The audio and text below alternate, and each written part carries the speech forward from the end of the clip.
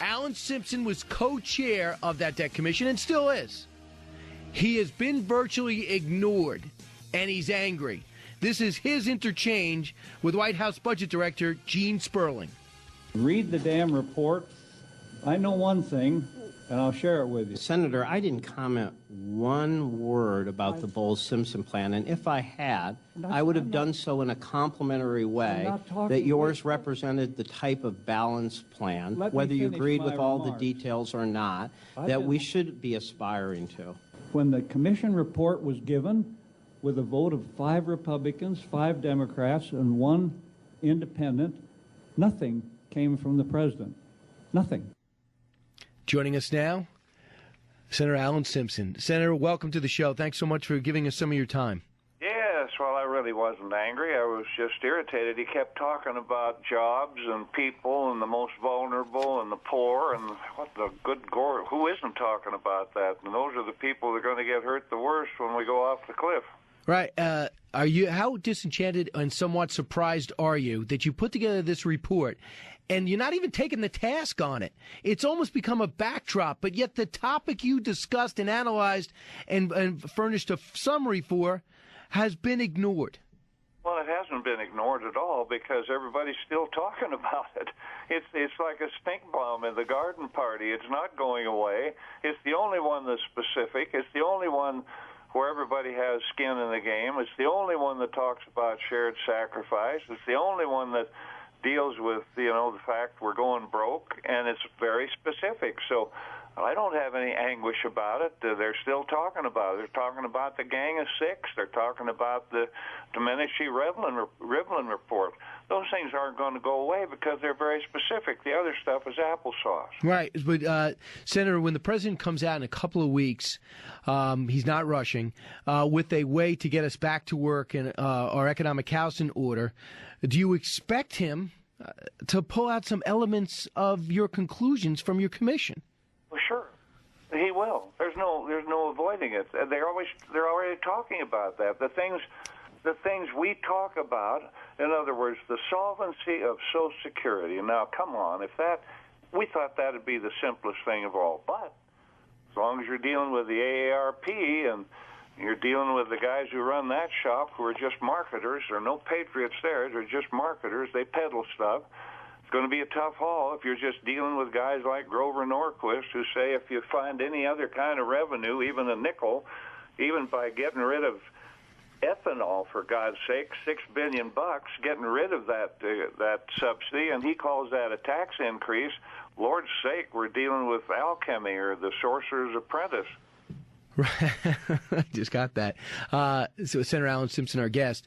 Senator, so you are under the belief as a Republican all your life, you're under the belief there should be a mix of tax increases and spending cuts. Where do you see the tax increases that would be acceptable? Well, they're very simple. We found in the tax code $1.1 trillion of tax expenditures. Those are tax earmarks. They are spending by any other name. They take money out of the Treasury. They're big. They're home mortgage interest deduction. They're employer deduction of employee health care. They're parking for employees, Blue Cross, insurance, municipal bond. It's all in there, and it all drags stuff out of the Treasury. And so if you knock one of those off, or knock them all off, we said knock them all off, give $100 billion to reduce the debt, and take the other $1 trillion and give the people just what they've been shrieking for of tax reform, income tax reform, where you give 0 to 70%, you pay an income tax of 8%. $70,000 to 210, you pay 14. Everything over that, you pay 23, and lower the corporate rate to 26 from 36. And there you have what they've been asking for: broaden the base, lower the rates, get spending out of the code. There it is. That was our proposal. Now, some of these proposals, they're broad, they're sweeping, and they're bipartisan. How much easier, if at all, would it have been passing this in 1991 or 81 as opposed to here in 2011? Oh, I have no idea. All I know is But you know the tone back then, correct, Senator? Well, I know the tone of one thing. We did a catastrophic health care bill way back in the 80s, 90s, and it was a beauty, and it passed both houses and was signed, and it provided that about 85% of the American public would have to pay $5 to $7 more a month for everything. It had hospice, it had pharmacy, it had everything in it, and about 10% of the people would have had to pay maybe $15 a month, and the top wealthiest people in America would have had to pay $1,200 to $1,500 a year, and they brought it down. Don't you remember? They tipped over Danny Rostenkowski's car, raised hell from their gated communities, said we're going to punish people, and by gad, we repealed that law. If we'd done that, we wouldn't even be here. Wow. Interesting. Senator Simpson's with us right now. Senator, we have this super committee set up because we couldn't come to a grand agreement a couple of weeks ago on raising the debt ceiling. The super committee, Newt Gingrich said, is the worst idea Washington he's heard in his lifetime. Where do you think that one's going to head? Well, I don't know, but at least 4 of the 12 sat on the commission for 10 months, so even though they didn't vote for it, and there were, 3 Republicans and 1 Democrat that didn't vote for it, but at least they're there. At least they've been through the fires for 10 months, so they have they're the seeds of discussion. They don't need to do any more research. It may be the worst idea of the century, but it happens to be the only one on the table, so you can't wish it away. You know, you're most effective, and now that you're in retirement, but obviously still on top of your game, you've seen a lot of presidents up close and personal. You've seen the good, the bad, what they're really like as opposed to their public persona. What have you ascertained from President Obama, his style, his staff, and his leadership? Well, he's a very bright man, and he tries to use reason and tries to, I think, be conciliatory. He threw out a lot of offers back in the negotiating days, but I think he has trouble. He made a big mistake when he announced for re-election before this serious discussion and the debt limit was raised. I think that was a real tragic mistake because everything he did from that point on was tainted. And I think he has trouble. I mean, I worked with 5 presidents, and they all had the ability to listen to everybody and get ready, and then it was called ready, aim, fire, and eventually pull the trigger. And with this gentleman, it's ready, aim, aim, aim, aim, aim. Wow, that was well put. What I found disappointing is I heard, from what I could find out in my research, this is the only thing, I only saw the president come in and commend you guys in your effort, be supportive of the report, but not embrace any specific recommendation. And with all his speeches, he could have grabbed some of those things and really resonated with his crowd. And with the country. But why do you think that is? And on a personal level, how disappointed are you? Well, I'm not disappointed. Lord, we did a job, and it's out there, and it's not going away. But you know, this president doesn't like to have the heat thrown at him. He doesn't like to take lightning bolts. It never bothered Reagan, never bothered George I, never bothered Clinton to take the lightning bolt in his hand and fire it right back. And so you have a situation where Obama, the president here, he wasn't about to embrace that right then because he would have been torn to shreds by the Republicans, and boy, they'd have nailed him. And look what happened with Ryan, a wonderful, bright guy, Erskine Bowles, and I thought that's one of the brightest guys we've ever met. He finally grabbed the handle of the wheel of the ship and said, look, if the biggest driver into eternity here is Medicare, then I'm going to address that alone. And he said, and I'll get torn to bits. Well, he had the guts to throw it out there, and what happened? He got torn to bits. And guess who did it? The president in April invited him to the speech and then basically mocked his effort. I was sitting right there. If I'd have been Paul, I'd have got up and walked out. And Erskine and I visited with the president the next day, and we said we thought you were terribly harsh to that young man, and furthermore, it's like inviting a guy to his own hanging. Wow. Senator, I want to get your take, if you have the time, and I hope you do, on the Tea Party, the rigidity in which the president has labeled them, and whether they've hurt or helped this process. Senator Alan Simpson talks about the debt commission and where this country is as opposed. We've tried to put a balanced approach out there that takes $4 trillion out of a budget, so we cut the deficit by $4 trillion over the next 10 years. We've dealt with health care, we've dealt with Social Security, and we have put forward a proposal that reforms the tax code. And if we don't bring these deficits down and eventually get to balance, we are headed for disaster. And that's a Democratic co-chair of the Deficit Commission. That was Erskine Bowles, who's worked shoulder to shoulder with our guest, Senator Alan Simpson. And I guess you agree with everything he said. He is absolutely a prince. There's a guy that I trust implicitly. He's the numbers guy. I'm the color guy. He's so special, and of course, then he gets accused of not being a real Democrat and junk the liberal, agenda. And I get accused of a Republican covering Obama's fanny so he can destroy the Republican Party. I tell you, the ugliness out there is beyond comprehension. Well, tell me about the Tea Party. The president's taking aim at him in his 3-stop, ill-advised bus tour made in Ottawa. The bus made in Ottawa, Canada, was constructed for this tour. And he's talking about essentially the subset of the Republican Party, the Tea Party. In your mind, Alan Simpson, have they helped or hurt? I think they're very reasonable people, most of the ones I know. They're concerned. They're deeply concerned. They're frustrated. But then, of course, they're the zealots. And of course, Iowa, I'd stay out of Iowa if I were running for anything. I mean, here you have, 25,000 people out of a state of 3 million saying that they know where the Republican Party is headed. That's not my idea. But let me tell you, I've always said there are about 15% of the people in the Democrat Party, the Republican Party, and now, of course, this group.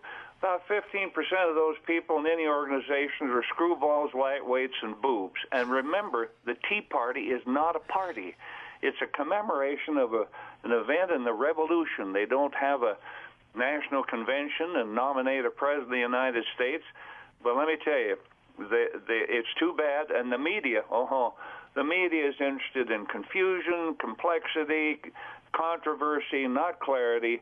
I mean, to take something like the Iowa caucus and turn it into something that everybody in the world is looking at is just Disney World. Right. Now, if you have a clarity in which you speak after you're a communications expert. How's that? Some of the specifics in your commission report, for those who haven't gone there, you said targets for revenue and spending.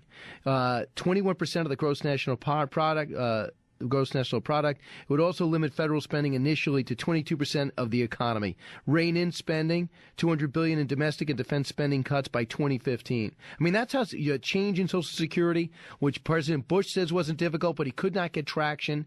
You say it's not as difficult compared to these other problems, but we can't get traction. I also look when the president, if he really wanted to be somebody that would attract independents, and you would know better than me, he would turn around to Democrats and say, the Tea Party I got a problem with, but I also have problems with Democrats who will not touch any of the entitlement programs that are destroying our economy. How can you even cut when it's all discretionary spending? Well, that's a terrific point. You can't get there with discretion. You can't get there by taxing your way out of this. You can't get the way out of it by cutting spending your way out of it. One other statistic, I hate to use them because the one I use, if you spend $1 and borrow 42 cents, you got to be stupid. And that's our government today. You spend $1, borrow 42 cents, you got to be stupid. If you spend more than you earn, you lose your butt. It's very simple. But I'll tell you, right now, our revenue in this United States is 15% of GDP. That is the lowest since the Korean War. It's historically in the last 20 or 30 years been 19 to 20%. Do you think we'll ever get that to that point?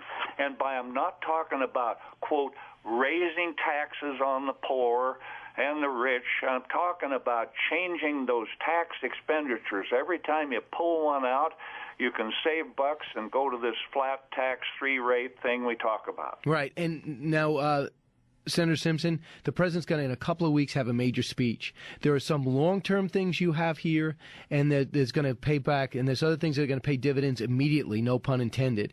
What do you think would if they said, Senator Simpson, help me with this speech and with this program, what do you think could be in it that the markets might respond to? Well, I think if we just say, let's forget calling Medicare Obamacare or or Elvis Presley care, or I don't care. The thing is on automatic pilot. And why is this? Well, pre-existing conditions, forget all the graphs and all the stuff. Just know that 10,000 people a day turn 65. Now, does that mean that when you turn 65, you start foraging in alleys? That's nuts. But you are going to start using Medicare and these programs, and then you have the problems with obesity. One person in America weighs more than the other two. You got the drug use, which is throwing people into emergency rooms. You got tobacco. You got booze. And does anybody really believe that you can get a handle on something which is totally automatic pilot? It is the mastodon in the kitchen, and unless you deal with that, this country will not make it. And if that's not included in the speech, you don't think it should be taken serious? He's got to talk about everything. Everything is on the table. And he told us his plan was on the table, and it is. But if the Republicans say that every single shred of revenue, even when you knock off one of those subsidies, is a tax increase, and anytime you mess with Medicare or Social Security, that somehow you're savaging the poor and the destitute when half the people in America don't even pay taxes. And if everything goes to hell and the interest rates go up because people say, I want some money for my paper. And if they say also, I'm going to loan you more money, but the interest going up, let me tell you, when interest and inflation kick in, guess who gets hurt the worst? The little guy that everybody always babbles about. What a tragedy. Give lip service to and say they're battling for it, but pay the biggest price. Senator, I got to ask you about, so you're a Republican in the field, you care much about this country, and you know the next president, whoever it is or continues to be, is going to have a lot on his shoulders and dictate American history as much as anybody. So when you look at the two frontrunners, Governor Perry, Governor Romney, and maybe perhaps Michelle Bachmann, three, who do you like? Well, I'm not going to get into that, but all I'm going to say is to the group that says we must have a constitutional amendment to balance the budget, get real. That would take 5 to 10 years. Ladies and gentlemen, we don't have 5 to 10 years. Right. And every state that has a balanced budget amendment, which are 49 of them, are all sweating through their pores right now because their debt has gone goofy and they're starting to cut the programs that everybody wants. And lastly, Paul Ryan, should he run for president? Man, he could be king in my mind. Is that a yes? Be a benign king, you know. I would be a benign curmudgeon. Senator Simpson, it's a thrill. Thanks so much for your time. We truly appreciate it. It's Kilmeade and Friends on Fox News Talk.